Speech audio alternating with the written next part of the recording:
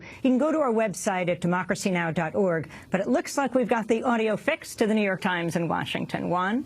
Well, we end today's show with investigative reporter Eric Lichtblau, author of a new book that unveils the secret history of how America became a safe haven for thousands of Nazi war criminals. Many of them were brought here after World War II by the CIA and got support from FBI Director J. Edgar Hoover. Lichtblau first broke the story in 2010 based on newly declassified documents. Now, after interviews with dozens of agents for the first time, he's published his new book. It's called The Nazis Next Door: How America Became a Safe Haven for Hitler's Men. You can read the prologue on our website. Eric Lichtblau was last on Democracy Now! In 2008 after he and fellow reporter James Risen won the Pulitzer Prize for exposing the NSA's warrantless wiretapping, despite White House pressure to kill the story. He joins us from the New York Times D.C. bureau. Welcome back, Eric, to Democracy Now! It is a fascinating book. You open the book by telling us the story of a man in New Jersey. Why don't you tell us about him? Sure. His name is Tom Subsikoff. He was a guy who had many bosses over the years. He worked for the FBI, he worked for the CIA, and before that he worked for the Nazi SS. And that opening scene that you're talking about takes place in the mid-1970s when people at the Justice Department were starting to first become aware that there were ex-Nazis in the United States, and Subsikoff was one of the people who had come under investigation. He had been living in the United States for 20 years at that point. And he went back to his old handlers at the CIA somewhat frantically because the heat was really being put on him over his past and these accusations that he was, in fact, a Nazi, which he vehemently denied. And in the declassified documents that I looked at from the CIA, there's memo after memo where the CIA is recounting these frantic phone calls and conversations with Subsikoff, where he's saying, you know, what am I going to do? And the CIA is almost as frantically then meeting amongst themselves to say, we've got a little problem on our hands here, and it's going to get worse. And Eric, talk about the CIA head, Allen Dulles, a brother of John Foster Dulles, the Secretary of State under Eisenhower, and his role in shaping this policy. Right. Yeah, Dulles was one of the intelligence titans of the 1950s, one of the original Cold Warriors.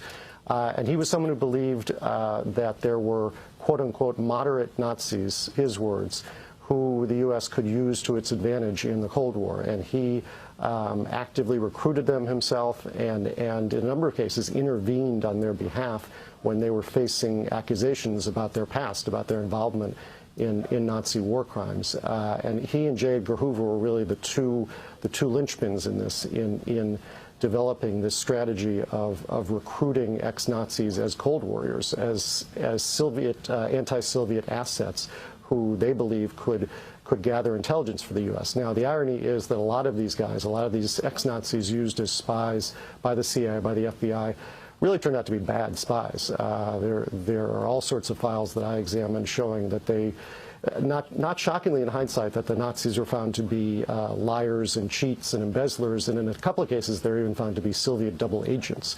So not only do they have the incredible baggage of being Nazis, but they were not even good spies. I mean, the story you tell of Allen Dulles meeting with Nazi General Karl Wolff in Switzerland.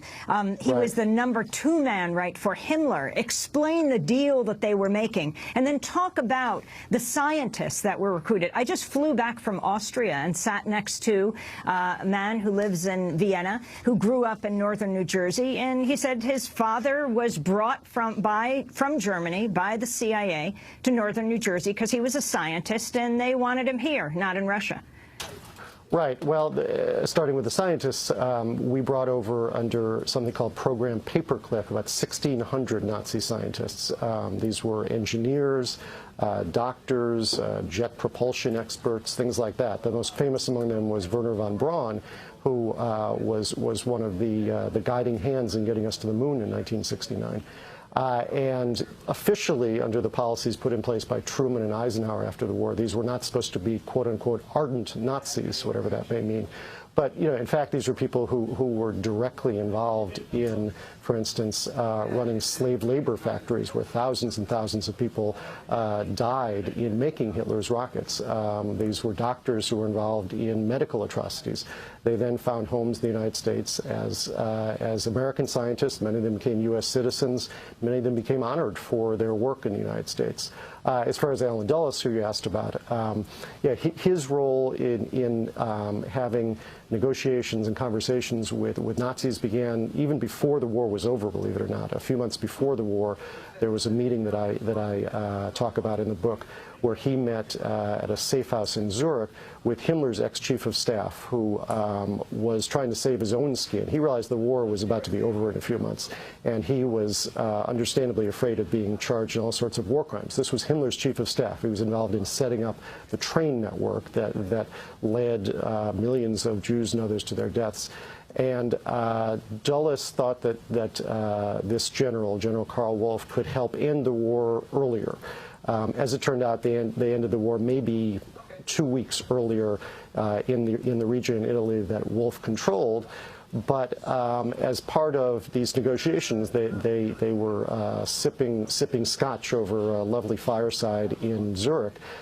For months and months after the war, even for the first couple of years, Dulles really effectively protected General Wolff, Himmler's ex-chief of staff, from war crimes charges.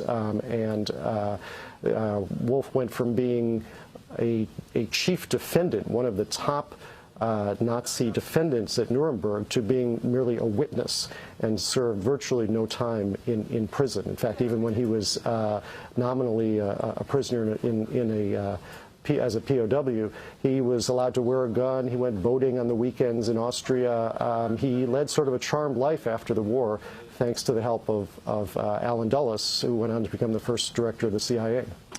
Eric, one of the heroes of your stories of your book is a reporter named Chuck Allen, who first began exposing this underground railroad of evildoers into the United States, but who was at first for many years ignored. Could talk about him. Right. I had never heard of Chuck Allen when I started my research, but he became sort of a hero of mine as I was writing this book. He was a left-wing journalist in the early 1960s, writing for obscure Jewish publications, sometimes communist-leaning publications. And he started writing exhaustively in the early 1960s about the fact, which was really unknown at the time, that there were Nazis and Nazi collaborators living openly in the United States. He wrote in 1963 an exhaustive 40-page piece for a magazine called Jewish Currents, which was affiliated with the Communist Party. And in it, he documented the role of, for instance, a bishop in Chicago and a State Department analyst who had clear ties to the Nazis and atrocities.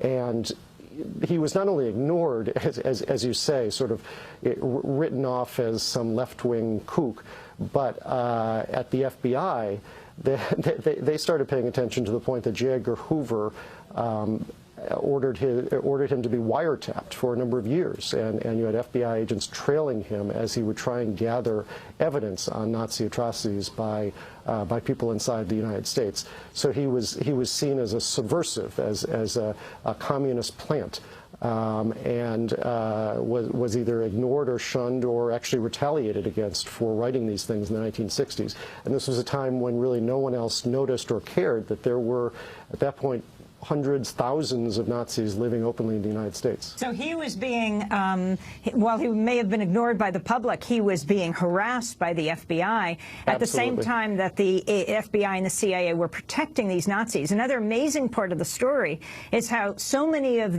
those in the concentration camps afterwards, the Allies were running these concentration camps, and the Jews were there, and often the Nazi POWs in these camps would be put in charge of them by the United States.